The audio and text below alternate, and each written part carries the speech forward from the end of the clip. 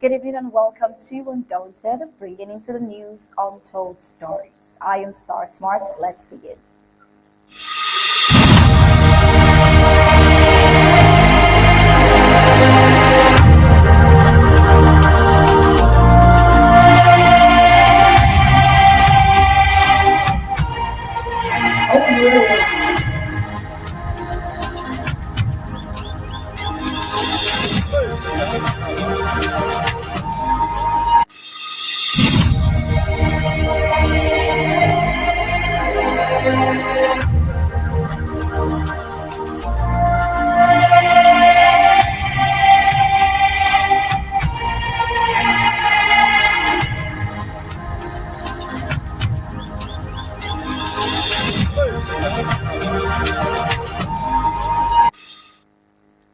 For most nations, a national day is a time of pride, unity, and self-determination. But for Ambazonians, 20th of May is not a celebration. It is a black spot in the annals of their history. It is a date that symbolizes deceit, domination, and violent erasure of a people's sovereignty. Now, on 20th May 1972, a so-called national referendum was orchestrated by the regime of Amadou Ahidjo in La République du Cameroon. This referendum, riddled with irregularities and conducted without the free will or legal participation of the people of the former British Southern Cameroon, was used as a political smokescreen to dissolve the two-state federation. The outcome, the illegal annexation of the territory now known as Ambazonia, stripped of its autonomy and buried under a false banner of national unity. But unity cannot be forced, and history, no matter how suppressed, has a pulse. For the past 8 years, Ambazonia has risen from these engineered silence to reclaim its voice, identity, and its land. The war for liberation has only reignited the spirit of resistance, but has also restored clarity about days like 20th May today, a colonial invention that Ambazonians now reject with fierce intentionality. Every year since the war began, 20th May has been ghosted, not in apathy, but in bold defiance. It has become a sacred day of civil disobedience, where streets fall silent, schools remain shut, and towns shut down as a collective refusal to validate a date that symbolizes their oppression. And this year, 2025, is no different. If anything, the resolve is even stronger and the message louder. Today's 20th May, and for Ambazonians, today is a date carved into the collective memory of Ambazonians, not as a celebration, but a grim reminder of betrayal, of the illegal dismantling of the federal structure that once held the Cameroons together, and the forceful absorption of the state of Southern Cameroons into La République du Cameroon. The federal government of Ambazonia declared a week-long total lockdown from 17th to 21st May, ordering the population to abstain from all public and colonial imposed activities in observance of this day of resistance. The lockdown is not just a security measure, it is a political ritual of remembrance, a yearly protest against a lie that cost a nation its freedom. As expected, La République du Cameroon, fully aware of the symbolic weight of this day in Ambazonia, has once again resorted to deceptive tactics that we'll find out about in the full briefings of Undaunted tonight, coming right after the prime headlines.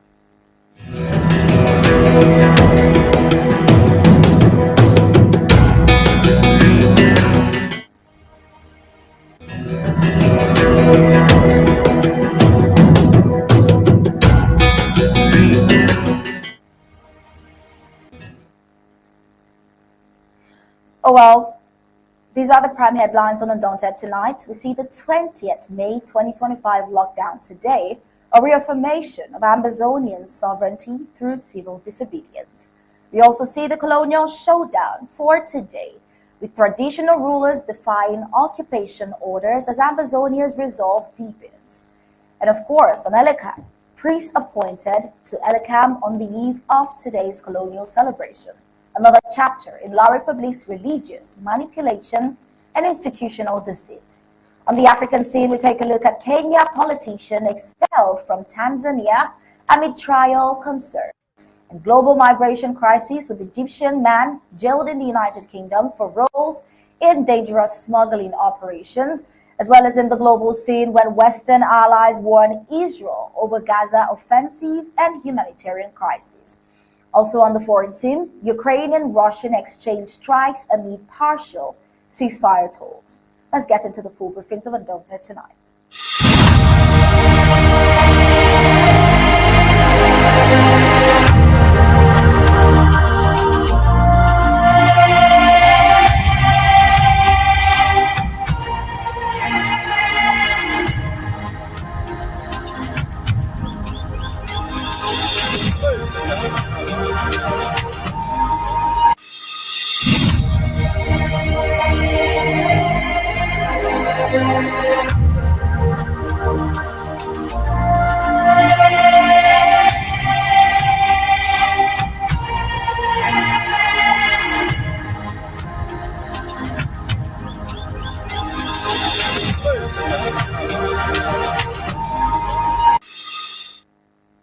As every Ambazonian knows, the 20th of May is a date carved into the collective memory of Ambazonians, of course not as celebration, but a grim reminder of the date of our annexation, a grim reminder of betrayal, of the illegal dismantling of the federal structure that once held the Cameroons together, and the forceful absorption of the state of Southern Cameroon into La République du Cameroon.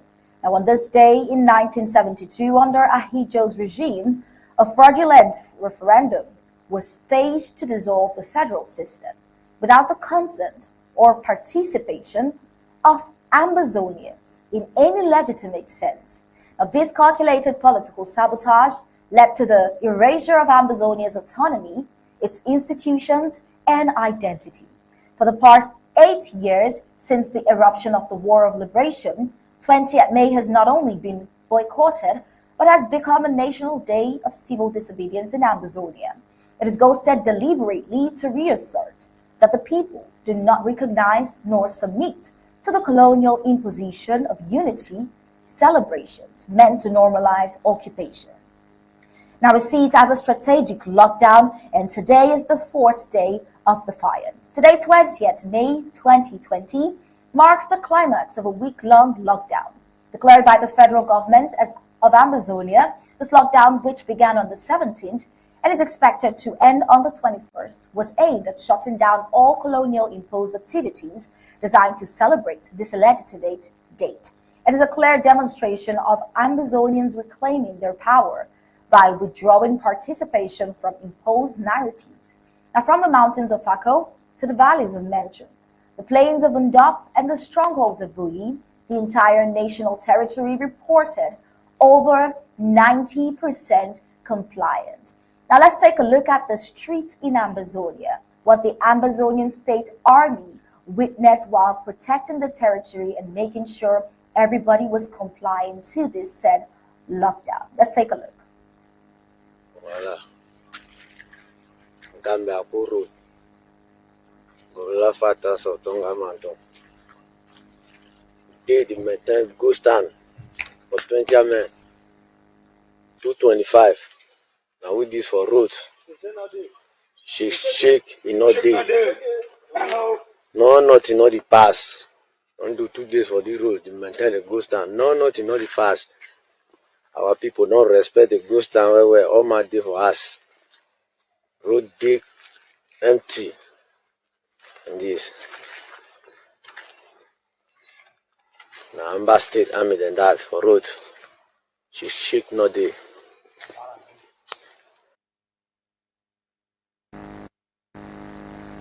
Oh, well, this overwhelming success reflects not just obedience to an order, but a conscious act of sovereignty and political maturity.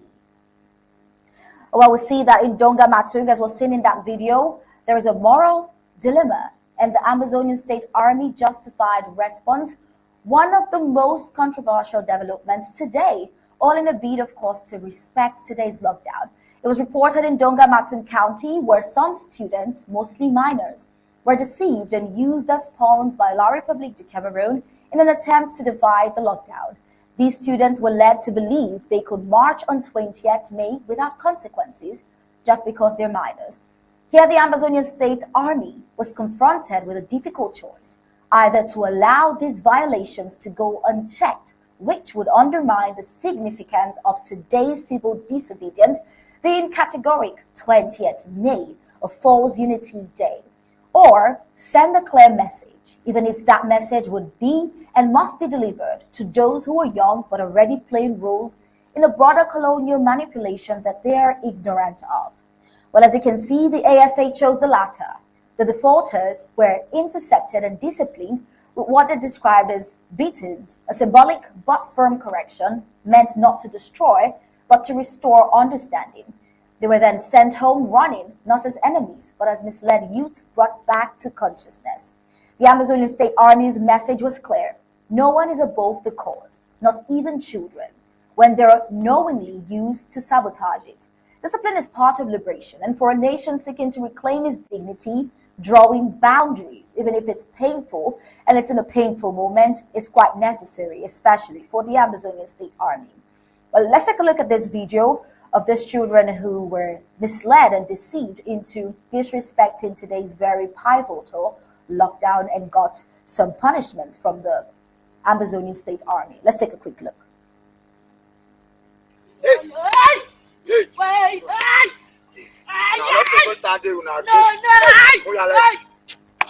Pass for all that man.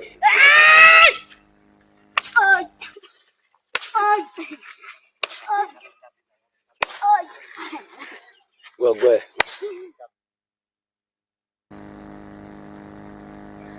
All right, in Bui County, resistance in full gear. Meanwhile, the town of Tobin Kumbo in Bui County lived up to its reputation, as always, as the epicenter of revolutionary resistance. Now, reports from the zone reveal multiple coordinated explosive attacks targeting La Republique's colonial forces who attempted to defy the lockdown and carry out 20th May celebrations. Now, a powerful explosion captured on video shows at least 5 La Republique elements eliminated by an IED, an improvised explosive device. The action was claimed by Major General Token Du, a key commander in Bui County.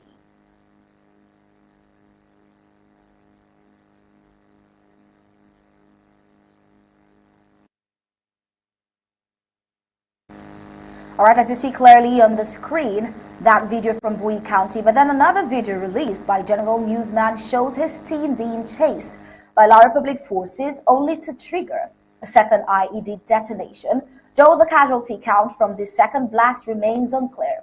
The intent and impact were undeniable. Ambazonia will not be silenced or intimidated. Now, it must be noted that La Republique du Cameroon, aware of Ambazonia's resolute stance on this day for the past 8 years, may have strategically deployed children or misinformed them, knowing the Ambazonian State Army would face moral constraints in punishing minors, and try, by doing so, they thought to dilute the power of the lockdown and test the boundaries of Ambazonian resistance. However, even this ploy from La Republique failed. The importance of May 20th cannot be underestimated, as a symbol of betrayal cannot be jeopardized by emotional manipulation. The Ambazonian State Army's actions were therefore not out of cruelty, but from the understanding that today's discipline is tomorrow's freedom for the entire nation. Now, today's events have made one thing clear. Ambazonia remains unshaken. This year's 20th May has once again shown that no amount of propaganda, deceit, or colonial force can erase the political awakening of a people who are determined to be free. The federal government of Ambazonia salutes all patriots who respected the lockdown and reminds every Ambazonian that civil disobedience is a weapon, and when used collectively, it shakes even the most oppressive foundations. Ambazonia is not part of La Republique. Ambazonia was annexed illegally, and Ambazonia is now rising, one lockdown at a time. Well, this seems to be one of the most important discussions for today, and I am not alone here today. We have with us Barrister Mbeseha, as always, a legal mind, to join us in analyzing tonight's trend. We'll also have with us in the studio Commander Elvis, bringing in his military perspective into the discussion of tonight. Good evening, gentlemen. Good evening for having us. Pleasure having you as always. So we'll take a look at reports of concern. We see this manipulation in the story here. Well, before we get to you, Barrister Mbeseha, let's have from a military perspective. What would you say to you, Commander Elvis? What would you say about the scenario where the ASA was forced with two choices to let the children go and send a message days like this do not have whatsoever effect if disobeyed? And what do you say for the later decision to actually mete out some punishments to these children? Commander Elvis.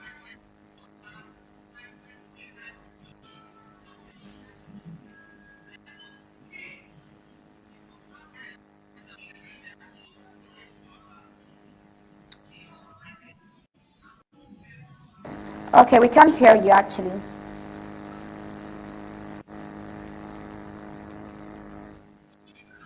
Maybe it's muted. You hear me now?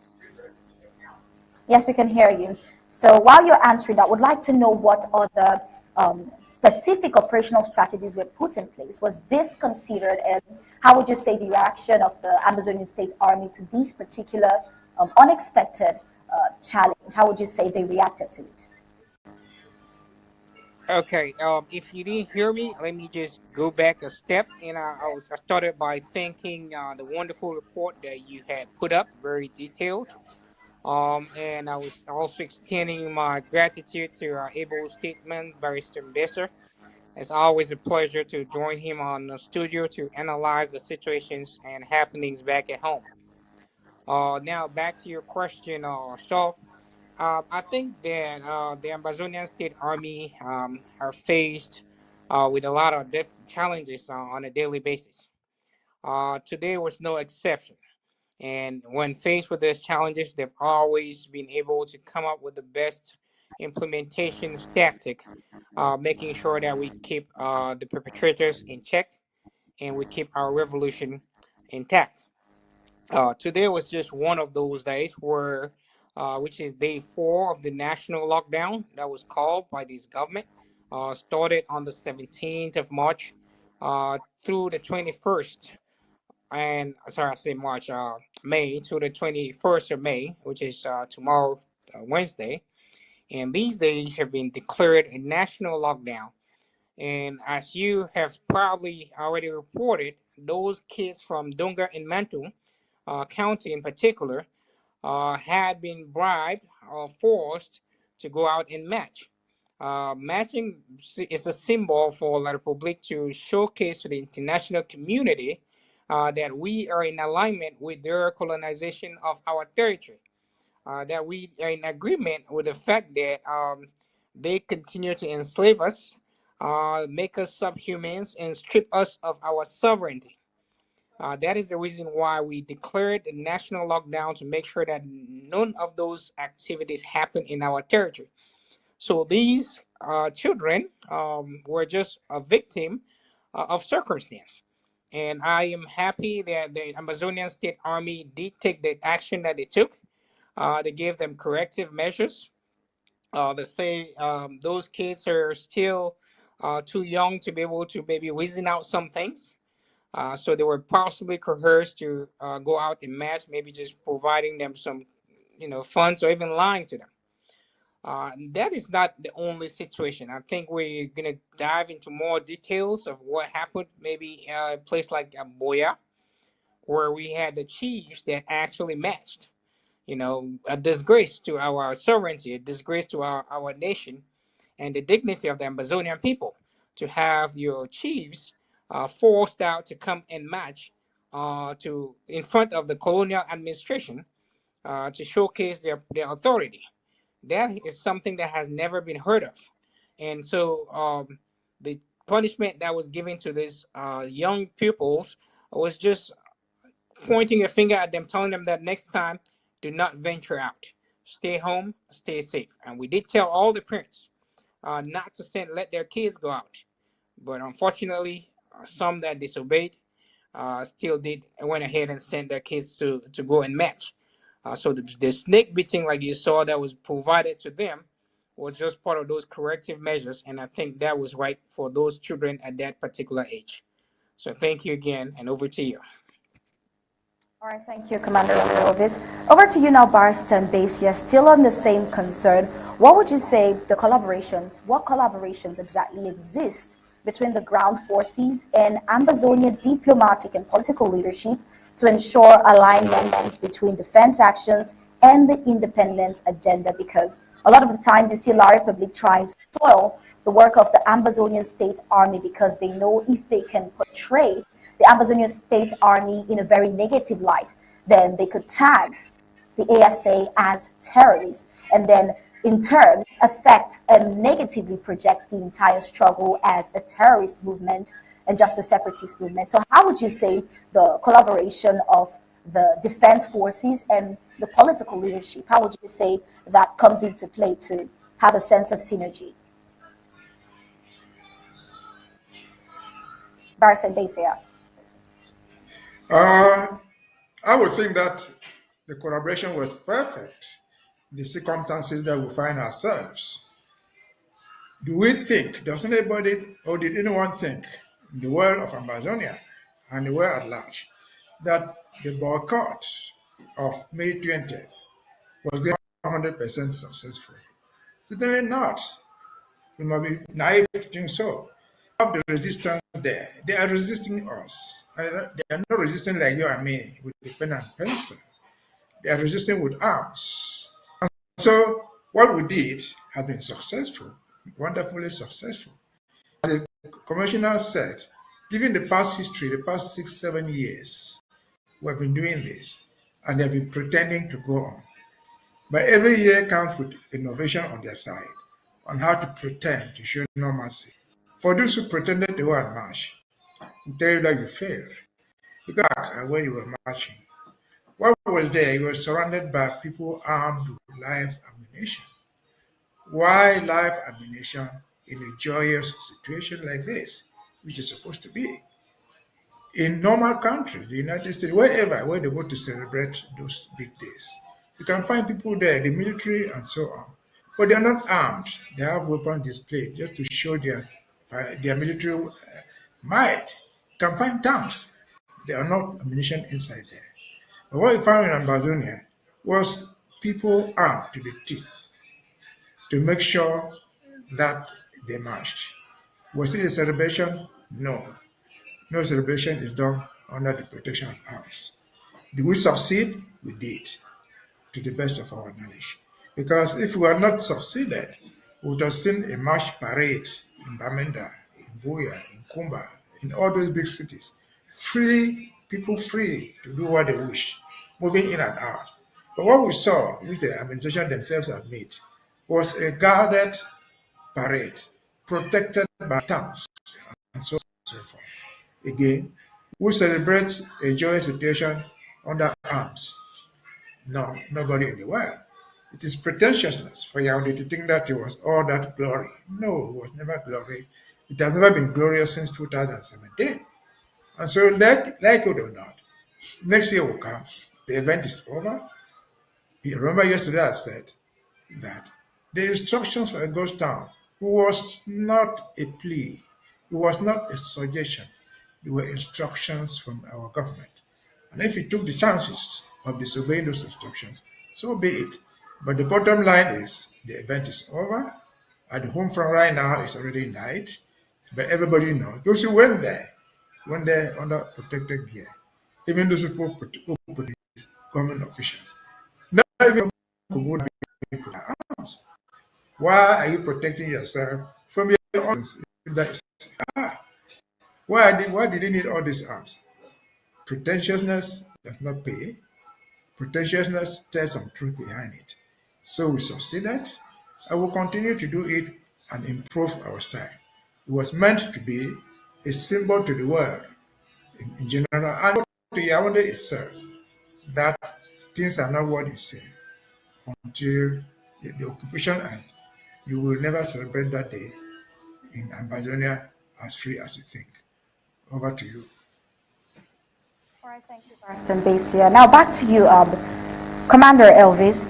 Beyond enforcing these ghost towns and lockdowns, which of course show the unity with Ambazonians and the respect and discipline of Ambazonians to respect such day, largely, just like Barrister Mbeseha say, it can never be 100%. There will be that one or two, but then with the ASA's effort, it has at least reduced drastically, and there is more respect for the lockdown than there is disobedience for it. So beyond enforcing these ghost towns and lockdowns which have helped over these years, what proactive plans would you say are being put in place to protect civilians in rural and vulnerable communities from colonial military retaliation or surprise raids following the days like this? Because this is not the first time, these days like these, the lockdowns are respected, and what you see in return is the what they call kali kali following these respect of the lockdown, probably in retaliation or anger for the colonial plan not exactly working. What plans would you say have been put in place to safeguard civilians for obeying their civic duty to Ambazonia? Has that been talked about? Yeah. Thank you again, Star, for that great question. Um, well, part of the strategic thinking was since this is a day that is of national symbolism, it requires the whole population to come up and to show that civil disobedience. So, informing the population of the lockdown is already a plan in place to make sure that they are aware of what actions to take and what not to take. Otherwise, staying at home, a lot of people have been saved. You could see the example that happened in Bui that you reported about in Kumbo, where La Republic Colonial elements that disobeyed this lockdown where they became a target. Very loud explosive devices that detonated on them, killing multiple uh, La Republic terrorist elements. You can imagine if civilians were around during those times, they too would probably become maybe have some casualties. So the fact that they were able to stay at home and not go out in the streets, it did save a lot of lives. Now, civilians on the other side were advised to stock up food and make sure the shelter in place or the bunker down. And to a larger extent, they did do that. And because of that, of them hitting to those advices and those calls not to go out, they were safe. In areas like Fako, because tonight, as we even after the event, let me say after the day was almost over, places were really hot all over the territory in Ambazonia. Mezam, we heard of very thunderous gunshots coming out from Bambui, Ngent Junction, and Tangta and Mulang. Just Bamenda alone, you go down to Boya, or Opa Moya, where you call Bakweri town, and that's like right inside the heart of Boya town, which is in the sandpit. It's been hot. We're gonna get a lot of those results probably uh, coming out tomorrow. And we had the situation also the results coming from Du and Bui, for example, Katunja as well. So those that dare to violate this lockdown, they're having to regret right now why they did so. They had been advised to stay at home, and most of them went out against that advice. So we would have a lot of people crying had that known because they refused to listen to advice. Now, civilians who listen to advice are already taking to our safety precautions, which is staying at home. On the other side, though, we do have La Republic that actually plans some of these activities to make sure that they dissuade our population from supporting our Ambazonian state army, who are the enforcers of our national laws. So they do that by actually harming civilians during these occasions and then pin the blame on our Ambazonian state army. And knowing that if they cause mass casualties, like you had actually reported earlier, that their plan is to actually uh, make us look like terrorists so they can tag that terrorist tag onto our Ambazonian state army. knowing that the international community does not want to hear that name. They try to tag it on us and see if that can stick. But unfortunately, the international community understands our plight. They understand that our people are defending their territory from this illegal occupation, and they do not buy into that narrative. So our people staying at home does not give our public that opportunity to be able to, tag our people as terrorists when they commit their atrocious acts against our people. So that again is very helpful, and it's another plan that we have put in place to make sure that our people are fully aware of La Republic's what La Republic is capable of doing. Now, we also have other contingents in place by making sure that our Ambazonian state army are fully in control of the areas for which there is under their jurisdiction. We understand that we do not control 100% of our territory right now, but the momentum is clearly on our side. We never started this war. We had hoped to resolve these issues peacefully. But because La Republique never heed to our call, they decided to go violently. And we have been resisting ever since. And as the days go by, we continue to modernize and reinvent and get new technology into the field. And we are battering La Republique in every corners that they come in. So going forward, our plan is to continue to modernize ourselves, to be innovative, to continue to think ahead, and again, emancipate ourselves from this mentally, from this colonial mindset that we've had for so long. We can already see how Africa is transforming in that direction, thanks to the likes of Ibrahim Traore of Burkina Faso leading the way. So we have a lot of great leaders now in Ambazonia who are willing and capable to lead us in that direction. So that is basically our plan going forward, to emancipate ourselves so that we can totally take control from these demonic elements of colonial La Republique that are still bent on holding us hostage and eradicating our species and our culture. So thank you again, Star, for that great question. Over to you. Commander Elvis. Oh, well, Barrister Mbeseha, before you go, Commander Elvis, would like to know, with regards to days like this, are there any upcoming events like this that you think Ambazonians should be privy of and be prepared for quickly? Commander Elvis. Sure. As you are fully aware, Ambazonia has banned every colonial activities taking place in her territory. 1st October is a day that we celebrate our Independence Day. La Republique does not recognize it. And for that, La Republique does not want us to celebrate our independence. She has her own independence, which she does not celebrate. So we continue to remind them. And days like the 11th of February, another fictitious day that they try to force on our people. We don't have any time to celebrate colonial era days in our land.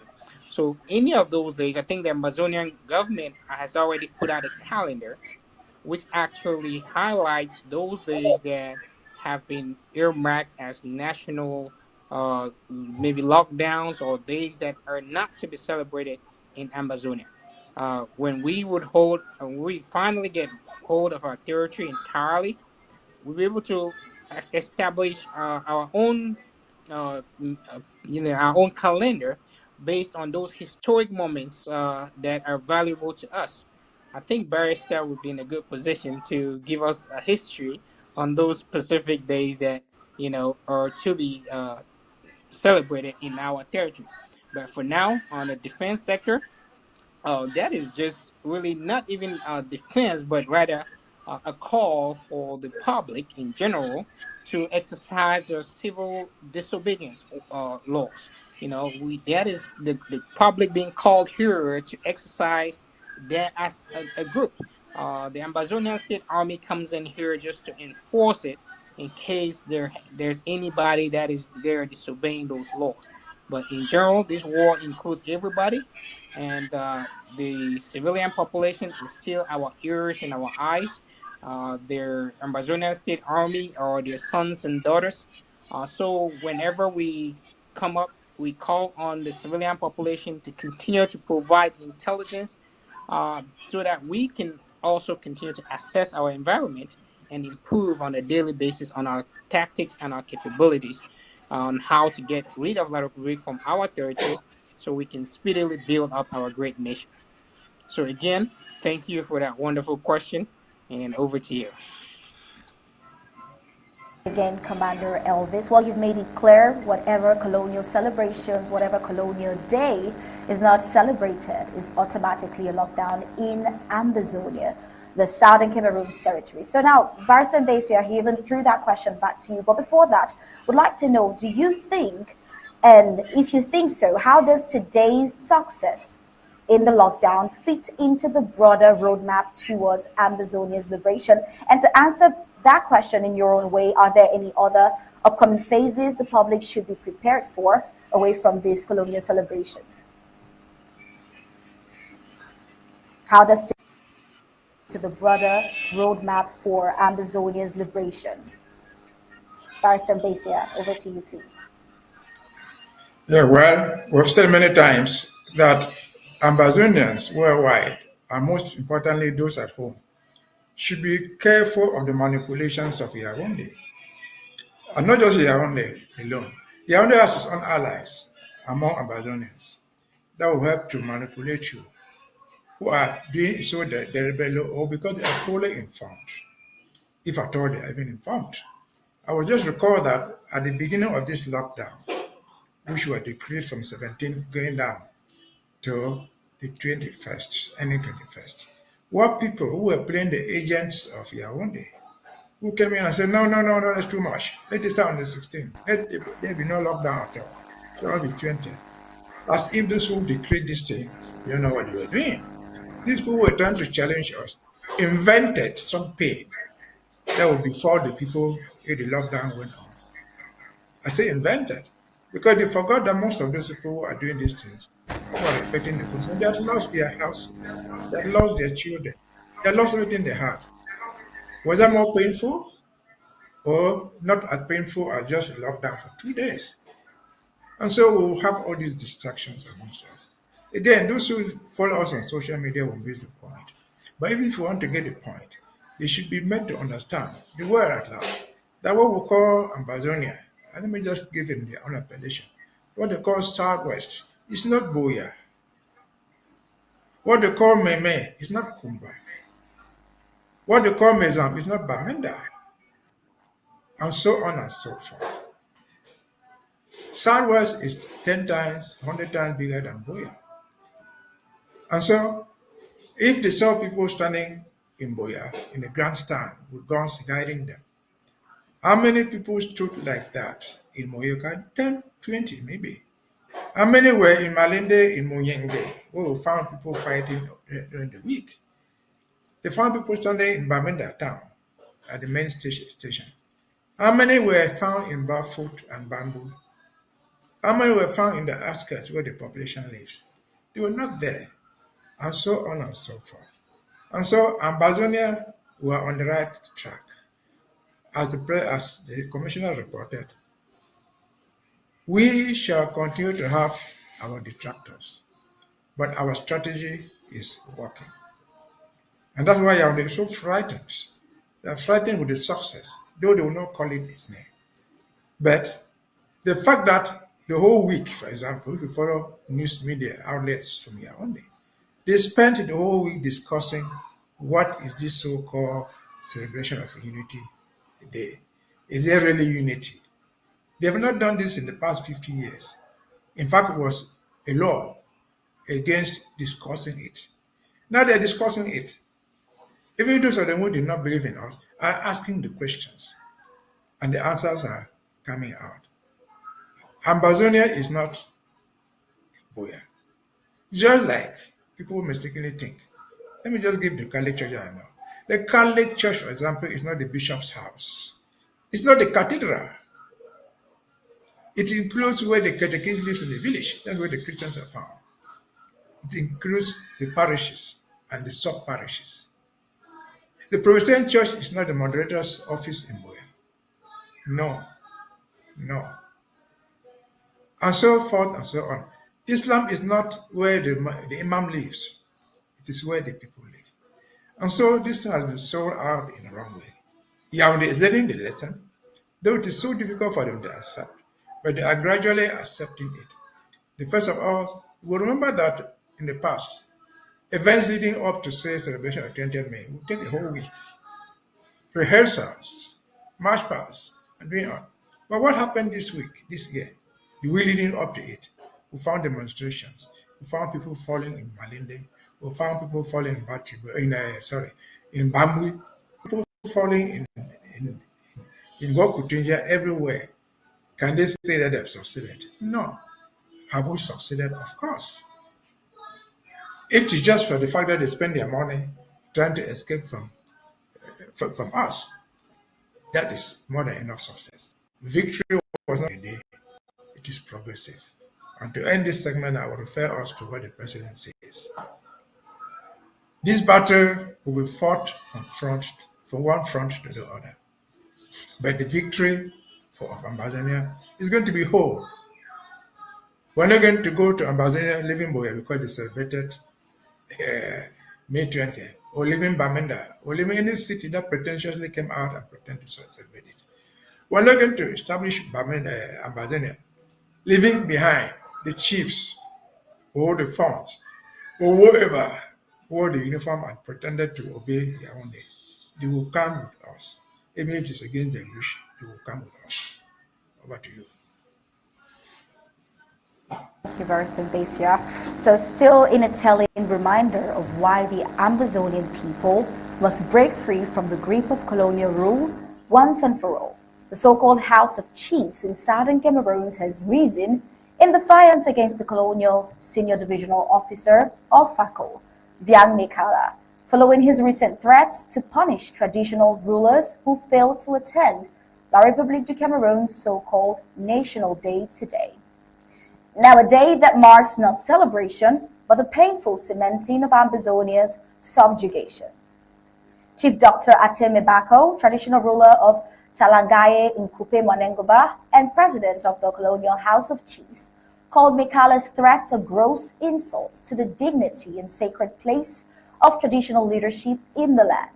On May 19th, yesterday, he decried the administrator's actions as an unacceptable display of contempt for Ambazonian customs, stating firmly that the line had been crossed when the colonial SDO claimed that any absent chief would face disciplinary action.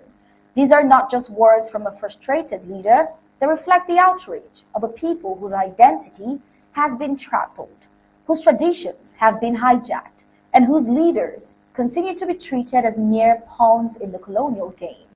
Mekala's directive, dated May 15th and addressed to all colonial divisional officers in FACO, demanded that all chiefs be effectively present for La République's 53rd National Day celebrations.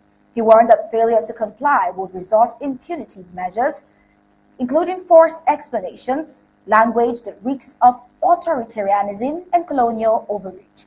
The document, once leaked online, sparked widespread backlash and reawakened the collective memory of how traditional authority in Ambazonia has been systematically sidelined, militarized, and politicized to serve the interest of a foreign regime that has no legitimate claim over this land of Ambazonia. Yet in a move that only deepens the wound and underscores the treachery of international and internal collaborators, Zacchaeus Bakoma Elango, colonial president of the so-called Regional Assembly, shamefully distanced himself from Chief Ebako's statement. Rather than standing in solidarity with the chiefs defending the rightful autonomy, Elango chose instead to echo the language of the oppressor, accusing Chief Ebako of hindering La République's so-called peace efforts in the Atlantic zone, a tired excuse the regime routinely throws around to silence dissent while its soldiers continue to kill, burn villages, and disappear citizens. Elango's reaction was not just disappointing, it was treasonous. He chastised Chief Ebako for issuing the statement without his prior consent, feigning outrage over the use of the Assembly's letterhead, while conveniently ignoring the fact that the real violation is the persistent use of colonial administrative structures to coerce Ambazonian leaders into publicly endorsing a false union. In defending Mikala's directive, Elango even had the suggestion that traditional rulers should have used the opportunity to make the National Day special. But the question is, for whom? For a regime that has blood on its hand? For a day that marks the erasure of Ambazonian sovereignty and the betrayal of the peoples of Ambazonia through deceitful plebiscites, constitutional coups, and decades of state-sponsored violence? For who really? While the incident, in all its layers, is not an isolated event, it is a reflection of a system designed to dominate, divide, and devalue everything Ambazonia has brought. It proves again that there can be no peace under occupation, no respect for tradition under forced assimilation, and certainly no justice under the thumb of a government that views Ambazonian rulers not as custodians of culture, but as subject to be summoned whenever threatened and punished at will. The actions of Chief Ibako represent a flicker of the spirit that once guided the Southern Cameroons before the dark cloud of annexation descended in 1961 and only intensified in 1972 and 1984. Well, his defiance is not just against an individual administrator, but against the system that has reduced kings and custodians of the land to mere spectators in their own territories. His voice echoes the sentiment of millions who know deep within that Ambazonia was never part of La République du Cameroon and will never truly belong to it. Meanwhile, collaborators like Elango serve as living proof that some of the most dangerous forces undermining the liberation struggle are not only found in Yaoundé, but also within institutions in Ambazonia, where the cloak of legitimacy while serving colonial interest. These figures are not neutral. They are actively participating in the ongoing erasure of Ambazonia's identity and self-governance. May 20th is not a celebration, not Ambazonia's celebration. It is Ambazonia's collective grief. It is a date the chains were fastened tighter, and every attempt to force Ambazonian participation only strengthened the case for total disengagement, total resistance, and total freedom. Ambazonia cannot and must not be part of any colonial process that disregards its history, tramples its traditions, and reduces its leaders to ceremonial props in a foreign drama. Only through complete liberation, political, cultural, and institutional, can Ambazonia restore dignity to its people and end this vicious cycle of occupation.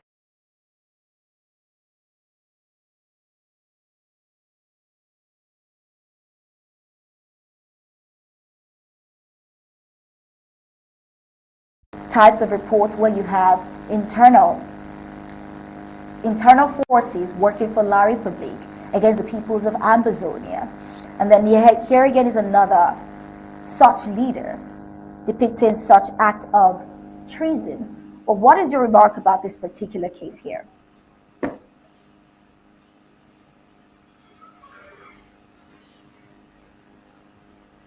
Mbeseha.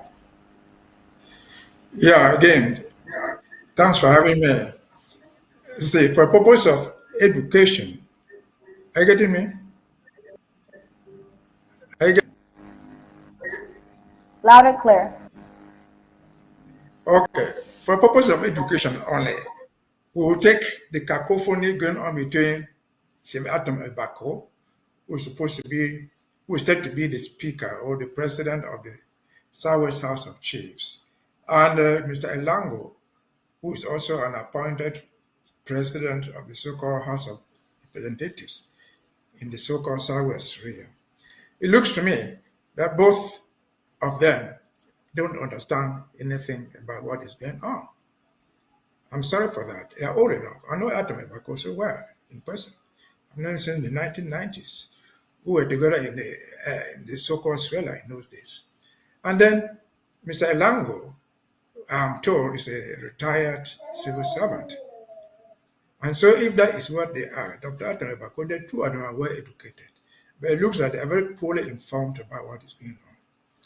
As far as the chiefs are concerned, I said yesterday that the chieftaincy law, which is the basis of what Mr. Elango is trying to disagree with Atem Ebako. Is based on the 1977 decree on chieftaincy. But they should go back and ask themselves, Atem Ebako in particular, was Talingai, his village, where he's supposed to be the chief, was it created by the 1977 law decree? No, it had existed for decades, for centuries. His grandparents lived there. So the village of Talangai, that is the leader, was not created in the 1977 decree of Mr. Ahijo. That existed. But how was it governed?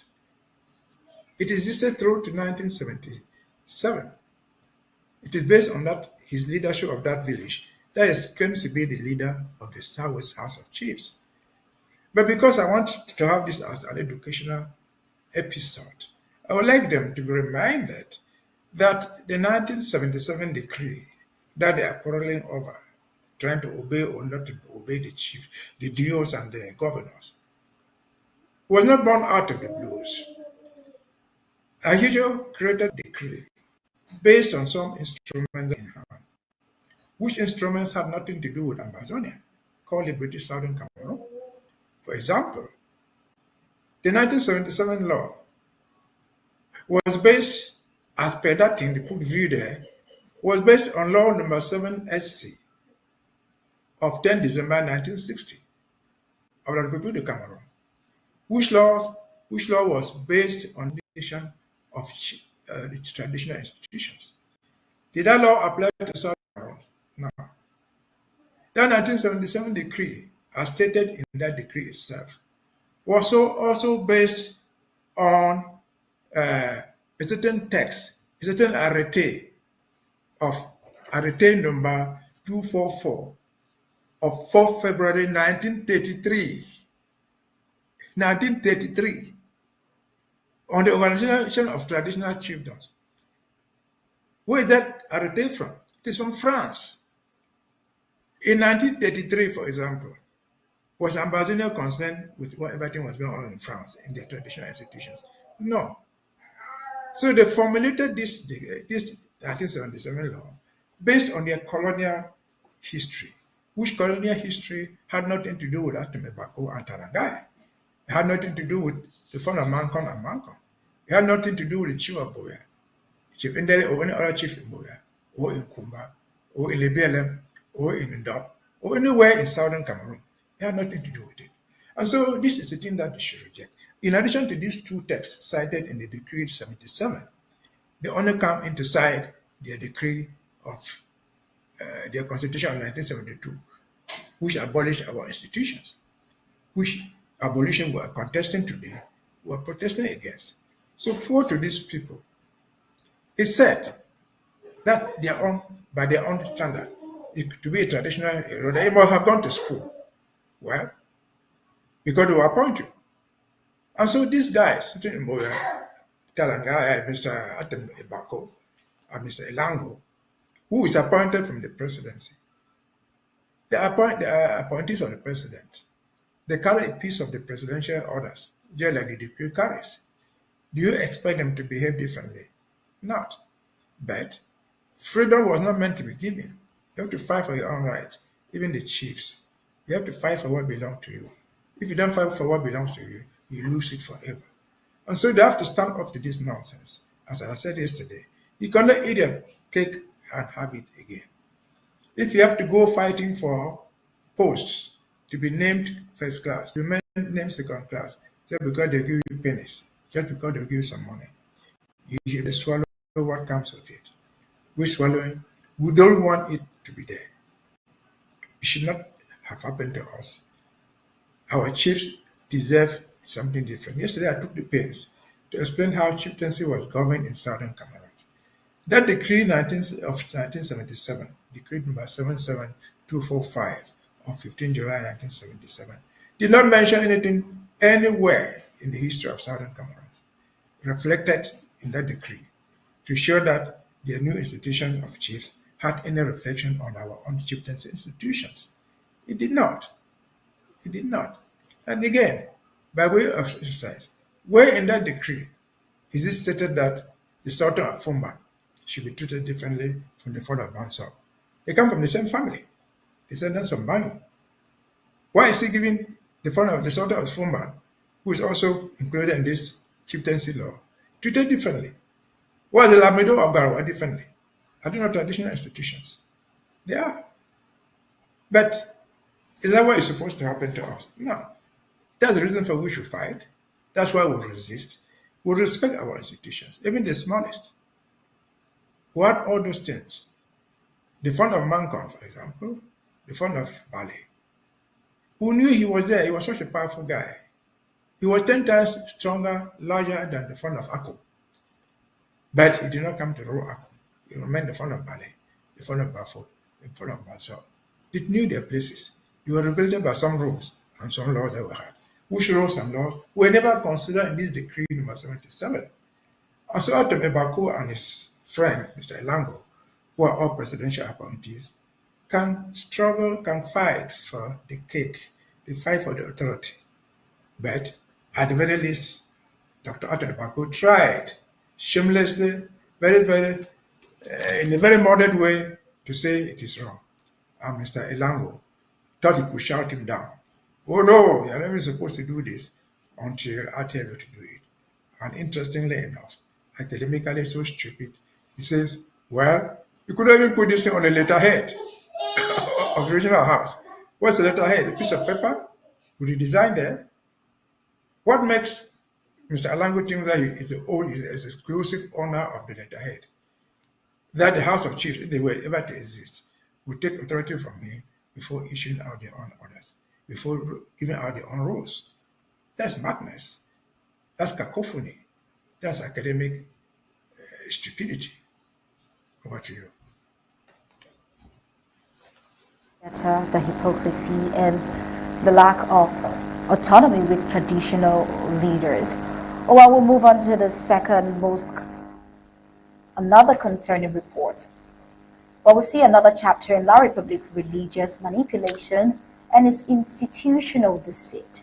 Now, just a day before the colonial regime's controversial May 20th annexation festivities, the president of La Republic, Paul Biya, issued a presidential decree appointing Father Bel Matthias Stephen, a Catholic priest from the Diocese of Idia, to Elections Cameroon, ELECAM. Now, this appointment, replacing the late Pierre TT, was made on Monday, May 19th, 2025, yesterday, at a time when ELECAM is under intense scrutiny as it prepares to supervise the regime's upcoming October 2025 presidential election. Now, for many in Ambazonia, this move is neither new nor surprising. It is just another calculated step in the colonial regime's long-standing strategy of co-opting religious voices to grant moral legitimacy to its corrupt, oppressive, and violently sustained rule over the people of southern Cameroon. For decades, La Republic has expertly manipulated religious institutions, which traditionally serves as the moral compass of society, turning them into subtle instruments of control. By appointing clergymen to high offices within state institutions like ELECAM, the regime blurs the sacred with the political, exploiting the moral trust communities place in religious leaders to cover up fraudulent processes, suppress dissent, and present tyranny as divine order. Let's not forget that during some of the bloodiest chapters in the colonial regime's crackdown on Ambazonian civilians, certain clergy members chose silence, or worse, alignment with the regime. Now, over justice, from priests reading state-crafted sermons calling for peace while entire villages were being burnt by the colonial regime.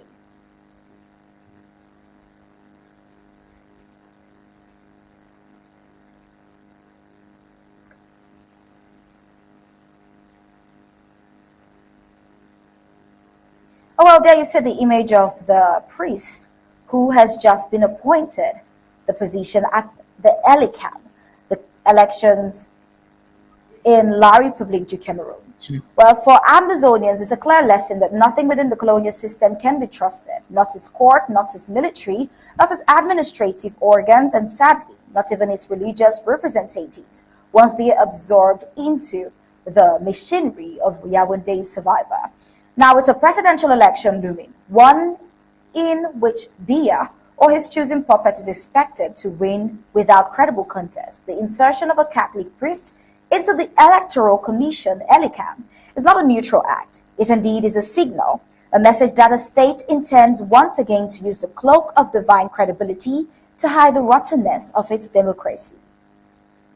We also see that ELECAM itself has never been a beacon of neutrality. It has board members who are handpicked by the same presidency whose legitimacy they are supposed to regulate. Its operations have long been marked by selective registration, disenfranchisement of Southern Cameroon's lack of transparency, and open bias towards the CPDM ruling party. The appointment of a priest only decorates the injustices with a cross. Even more disturbing is the timing, just before election and a day just before today, a day as sensitive as this. Well, Barrister Mbeseha, that is about it on this particular issue. This is the recent development. We'll just hand the floor over to you to give your thoughts on this particular matter arising. Well, I think like most things Cameroonian, their own things are always a diversion of the truth. The problem with the ELECAM is not the individuals who are there. It's not the individuals. It's the structure itself. And so appointing a Catholic priest into ELECAM is going to change nothing. If Pope Biya likes, he can even appoint the Pope. Can appoint the Pope into ELECAM. That is not going to change the nature of ELECAM. And so transferring Angel Gabriel from heaven to hell is not going to make her a heaven. So that's a total distraction. He's just trying to distract from the criticisms that have been levied against ELECAM. And so ELECAM, when we talk about ELECAM, we're not concerned with the individuals who are there. Most of those individuals are just good human beings. But the structure makes them impossible to be normal human beings. And so anything that goes beyond that is a distraction. It's like we appoint any other person today in the so-called Constitutional Council. It will not change anything. The structure does not matter. A single priest, a single pastor, a single imam in ELECAM is not going to change anything there. ELECAM will remain ELECAM. They will be able to do what they want, come out with the results. Even in a democratic setting among themselves, if there are 10 of them and the priest alone votes against it, it will mean nothing. He would have been defeated democratically within the institution. So rather than addressing the rare issues with ELECAM, he is trying to distract people by appointing a priest. If I were that priest, I wouldn't go there. We have seen many institutions in Cameroon where they have appointed religious people, sometimes in CONAC, sometimes in all these things, and I think have gone nowhere. So presidential appointments, particularly Mr. Paul Biya's own, which are handpicked to sandwich the institution created by him, that are essentially bad, it's not going to change anything, absolutely nothing. It's a distraction. The priest can be there, 5 other priests can be there, 10 pastors can be there. They will change nothing. Because, for example, that will not change the idea that if the result on the day of election, the result declared, say, in Bamenda or in Banmayo, as published there cannot be made published. That's the law. It's against it. Even the precedent in ELECAM will not change that. When the things move from there, the guy is sitting in ELECAM. Who is sitting in the ELECAM Bamenda? Who is sitting in ELECAM Bafusam? Who is sitting in ELECAM Garawa? Are they passed? No. And so it changes nothing. To me, short and simple, it's a distraction. If they want to do elections, which they are going to do, if they want them to be fair, they have to go back to the drawing board and change the institutions, not just ELECAM, other things that go with elections. And so until they address those basic things, the elections don't concern us. But if they want to have a fair election that the world will appreciate, they better do the right thing. That the appreciation of the elections will include Ambazonia as watchers, as observers. But basically, putting priests, pastors, you and me in ELECAM, in spite of all our critical thinking, will change nothing because ELECAM remains ELECAM as an institution. The individuals go there remain individuals. They can only do as much as the institution allows them. Over to you. Mbeseha, and thank you for joining in on the show tonight. But before we let you gentlemen go, let's have your last words, especially with regards to this very last report, this recent development. I'm talking to Commander Elvis now. Let's get your last input for Undaunted tonight before we let you go. All right, thank you very much for this opportunity again, Star. I think that as Barrister has just rightly said, La Republique could choose whoever they want to choose to fill out positions in their cabinet or in their offices. Um, and the Catholics, unfortunately, have been used and dumped. And this is just one of those opportunities where they take a man of God and parade him as an angel because they know how our people value men of God, and they use him now to, follow up with their demonic, devilish agenda. However, in Ambazonia, there is going to be no elections under any colonial administrative orders, and that is a law that holds true in our territory. So, regardless of whoever joins La Republique's camps, we will make sure that they pay heavily if they try to infringe on our Ambazonia territory and her laws and institutions. So, the bottom line is La Republique has her obligations. She can, attain to her people, but Ambazonia has her own government, and the people there follow instructions from this federal government. Just like the lockdown that has been very successful, we follow orders and we have our own structures in place that are respected. And any colonial activities in Ambazonia are banned and they're not welcome, and any Ambazonian that goes over to La Republique to facilitate her activities in our territory becomes a traitor and becomes an enemy to the Ambazonian people. So thank you again. And on that note, I would just tell our people one more time to follow the orders of this government. Stay at home. Do not participate in any activities that are illegal brought in from neighboring La Republique, because you become the enemy of your people and then you become a target. You don't want to lose your life because of an old octagonal President Paul Biya of La République du Cameroon who does not even care for you. Thank you, Smart, for giving me the opportunity, and I greet our viewers once more, and Barrister Mbeseha for his input. All right, I'll say from all I've heard from you gentlemen, the truth is as plain as daylight. La Republique indeed is not a democracy, and its presence in Ambazonia is not governance but occupation. From all you've said, this is what can be deduced, and Ambazonians are advised to stay wise. Well, I'll say thank you for joining in, Barrister Mbeseha and Commander Elvis. It's been a pleasure. We'll move on to the news around Africa.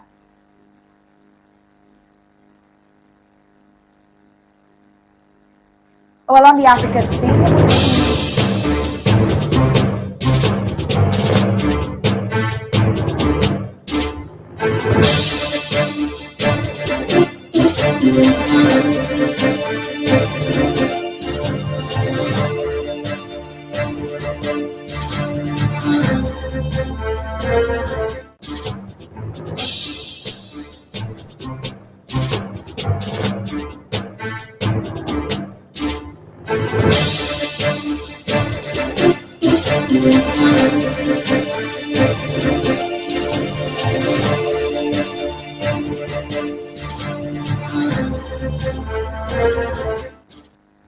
in Africa, in a major diplomatic escalation, Sudan has accused the United Arab Emirates, the UAE, of launching a drone strike on Port Sudan, the wartime administrative capital. On May 4th, Khartoum's representative to the United Nations, Al-Harith Idris, claimed the operation was coordinated from a UAE military base and backed by naval forces. The strike reportedly came a day after Sudan's military targeted an alleged Emirati aircraft in RSF-held Nyala. Though the UAE has denied direct involvement, Sudan has since severed diplomatic ties, citing the Gulf state's alleged support for the paramilitary Rapid Support Forces. Port Sudan, once considered a safe zone for diplomats and aid workers, has seen a string of drone attacks this month, including strikes on fuel depots and key infrastructures. The Sudanese government is urging international bodies such as the United Nations, African Union, and Arab League to investigate the alleged foreign interference. Meanwhile, the war between Sudan's army and the war between the RSF, sparked by competing visions of civilian rule, continues into its third year, leaving behind widespread displacement, disease, and loss of life. As Port Sudan's sanctity crumbles, the bigger question lingers: how long can regional proxies deny involvement in proxy conflict while innocent civilians bears the cost? But Kenyan politicians has also been expelled. Kenyan politician expelled from Tanzania amid trial concerns. In a development raising eyebrows across East Africa, Kenyan lawyer and former presidential candidate Martha Karua was expelled from Tanzania ahead of her planned attendance at a high-profile treason trial. Karua intended to observe the proceedings against Tanzania's opposition figure Tundu Lissu, a key critic of President Samia Suluhu Hassan, labeling her removal a sign of judicial bias. Now, Karua warned of deepening democratic erosion in Tanzania, a claim the authorities have yet to respond to publicly. The Chadema party, which Lissu represents, has been barred from participating in the upcoming October elections after refusing to endorse the official electoral code of conduct. Karua argues that disqualification and the treatment of opposition figures suggest a deteriorating political environment across the region. As a former justice minister, her voice carries weight, especially given her consistent criticism of democratic regression in East Africa.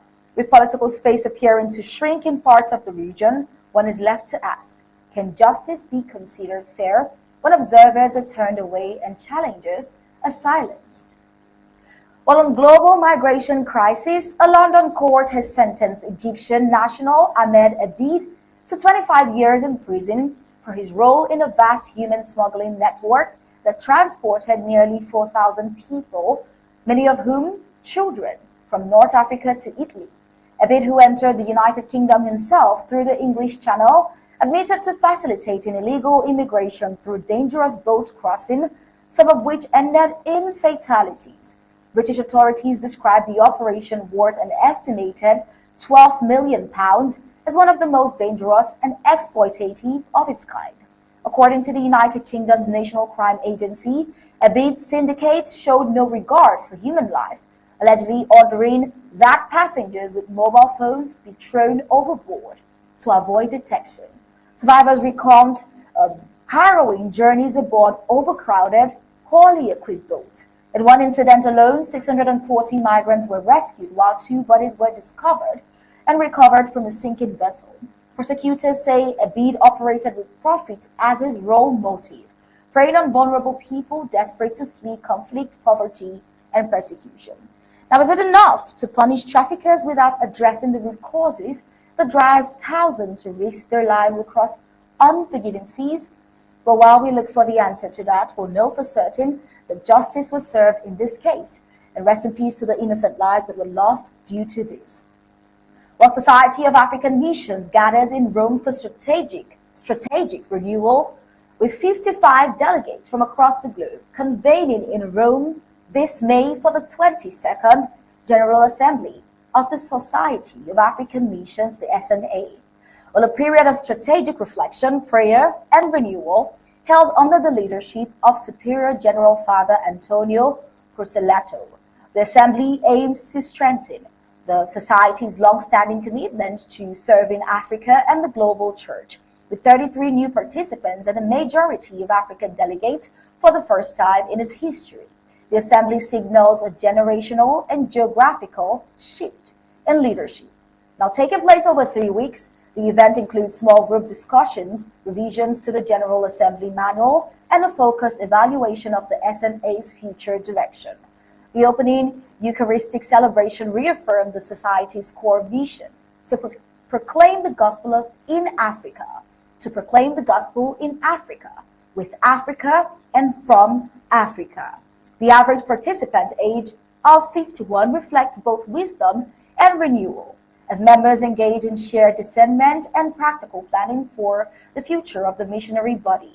As Africa's role in global Christianity grows, one has to ask questions like how will missions adapt to serve not only with humility, but in true partnership with those they once came to serve. Well, with that, we head on to the news across the globe.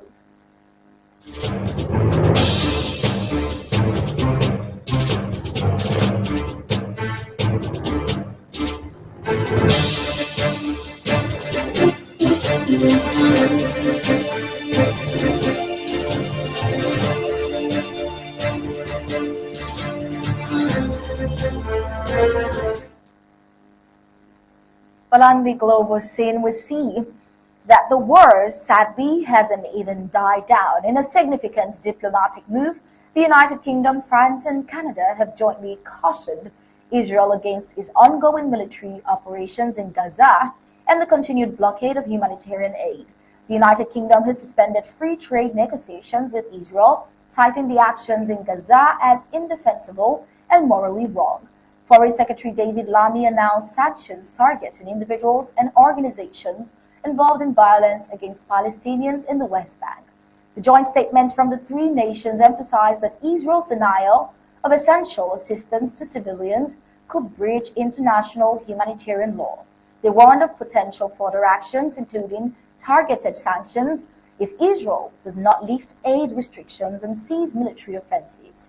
Despite Israel allowing some aid trucks into Gaza, France's Foreign Minister Jean-Noel Barrot deemed the measures insufficient amid escalating humanitarian concerns. Now, as the death toll in Gaza surpasses 53,000 with nearly 2 million residents displaced, the international community faces a critical juncture. Will these diplomatic pressures lead to a change in Israel's approach, or will the humanitarian crisis deepen even further? Well, away from the war in Gaza, we see Trump and his visions in the economy era. Well, from the current president, Donald Trump has unveiled plans for a series of infrastructure projects aimed at revitalizing the United States economy. These developments are envisioned as the foundation for a new golden age, positioning the United States at the forefront of global economic leadership. Trump's visions include significant investments in technology, manufacturing, and energy sectors aiming to create jobs and stimulate growth. Supporters argue that these initiatives could restore America's industrial base and reduce dependency on foreign supply chains. Critics, however, question the feasibility and funding of such expansive projects as always. While the success of this vision hinges on bipartisan support and effective implementation strategies, as the nation contemplates this ambitious economic blueprint, the key question has to be, can this infrastructure endeavors truly usher in a new era of prosperity for the United States, just like critics have actually questioned? While Ukraine and Russia exchanged strikes amid partial ceasefire talks, the war is still hot in Ukraine. Tensions between Ukraine and Russia has intensified, with both nations accusing each other of violating a recently agreed upon pause in attacks on energy infrastructure. This development follows a phone call between the United States President Donald Trump and Russian President Vladimir Putin, during which Putin agreed to a limited 30-day moratorium on such attacks. Despite the agreement, Ukraine reported overnight assaults involving 145 drones and several missiles targeting multiple regions, resulting in casualties and damage to civilian infrastructure, while Russia in turn said that Ukrainian drones struck an oil depot in its southern region first. Ukrainian President Volodymyr Zelensky expressed skepticism about Russia's commitment to the ceasefire, emphasizing the need for detailed agreements and international oversight. As both sides continue to engage in hostilities, the effectiveness of partial ceasefires come into question. Well, with that, we've come to the end of Undaunted tonight. But of course, before we go, we'll leave you with the recap.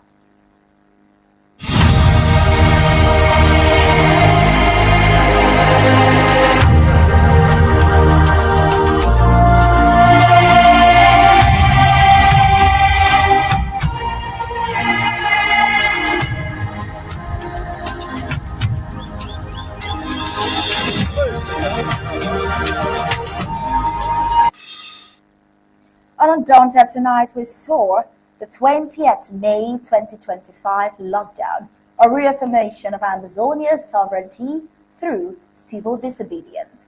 Colonial Showdown still today, May 20th, with traditional rulers defying occupation orders as Ambazonia's resolve deepens. And priests appointed to ELECAM on eve of Colonial Day celebration, which is another chapter in La Republic's religious manipulation and institutional deceit. On the African scene, we took a look at Kenyan politician expelled from Tanzania amid trial concerns, as well as global migration crisis with the Egyptian jailed in UK for role in dangerous smuggling operations. And on the global scene, Western allies warn Israel over Gaza offensive and humanitarian crisis, with Ukraine and Russian exchange strikes amid partial ceasefire, and of course, Trump and his economic gold deal. Well, with that, we've come to the end of Undaunted tonight, bringing into the news untold stories. On behalf of the entire Undaunted, we say thank you for tuning in. We'll leave you with ABC Amba TV images. Good evening and God bless you.